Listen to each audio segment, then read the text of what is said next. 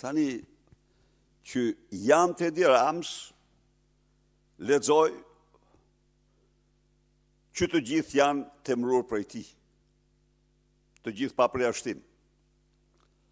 Një që ishte nga Ilir Meta e përzun. Apo jo? E përzun. Çështja e pagave, unë e kam sqaruar. Pagat dhe piramide e pagave janë e drejtë absolute ekskluzive për të gjithë shtetin dhe institucionet e tij e ekzekutivit, përveç ndërmarrjeve publike, që funksionojnë me mekanizëm tjetër. Ndërtimi i piramidës pagave është një detyrë me shumë përgjegjësi dhe jashtëzakonisht e rëndësishme. Ndërtuesi i saj në piramidën e pagave pasqyron përparësitë që ka kombi në rrugën e zhvillimit. T'jap një shembull. Për qeverinë 2005-2013, me qenë se ishte në fund të shkallares pagave, u përparësuan arsimi dhe shtetësia dhe u nxorën në 1/3 e sipërme të shkallares. Përparësim. Sot janë në fund prapë. Shif si janë sektorët. Cop të shkatruar. Vim të gjyqësori. Gjyqësori ka patur në ligj të përcaktuar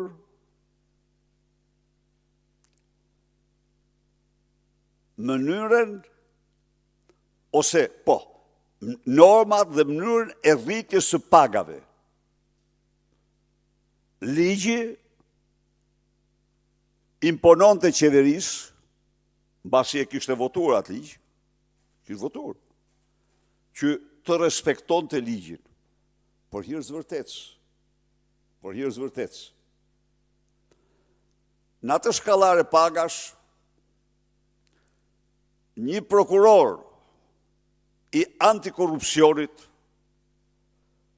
që në statistikë reale ka qenë 3 herë më eficient se sa Troplini sotëm me statistikë. Mirte gjithsejt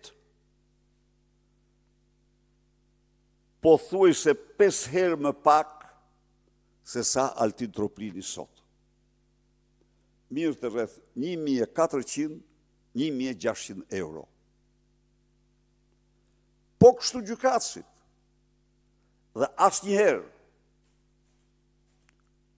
nuk kishin shfaqur, ja ku janë të gjitha, asnjë pretendim. Pse? Ata kishin në ligj të sankcionuar se si u rriteshin rrogat atyre.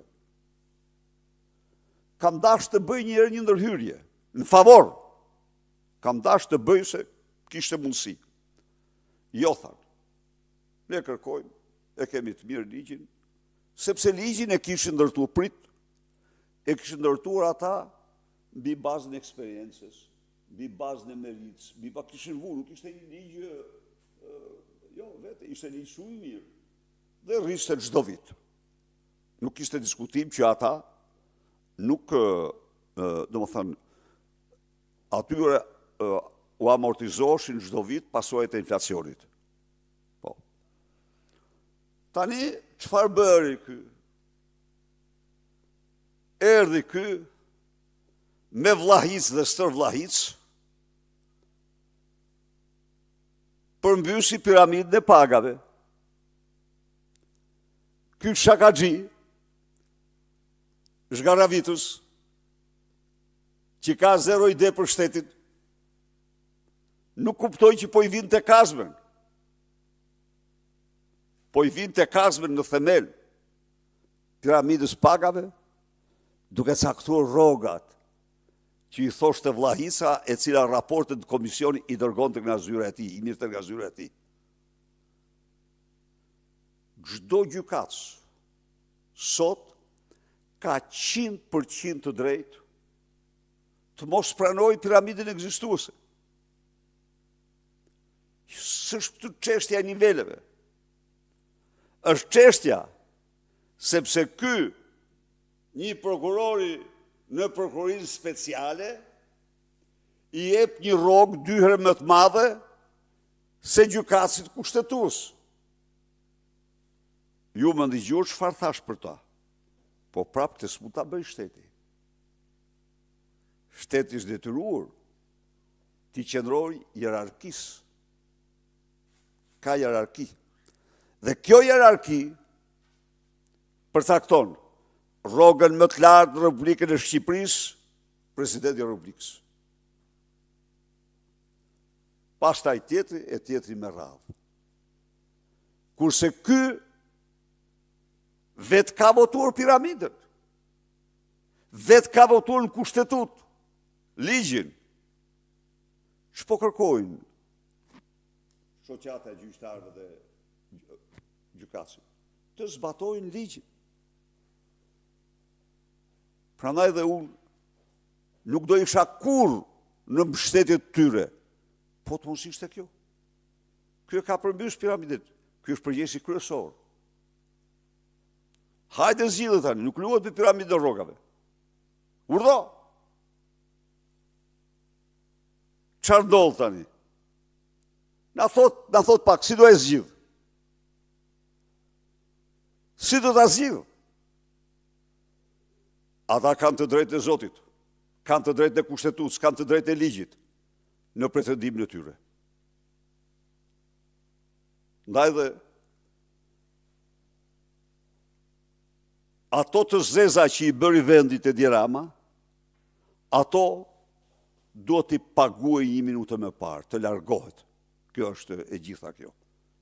Nuk do të mbështesja unë, kur, por mbështes të drejtën. Mbështes të drejtën. E drejta është që piramida është përmbysur. Dhe është përmbysur vetëm për të paguar një grup mercenarësh për qëllime politike. Hajde zgjidhë tani. Hajde zgjidhë.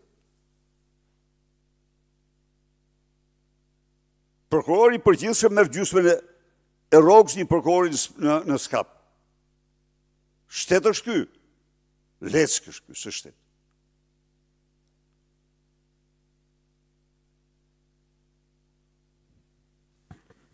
Kur u bëra presidentu që ta dishti, kisha një këshilltar unë.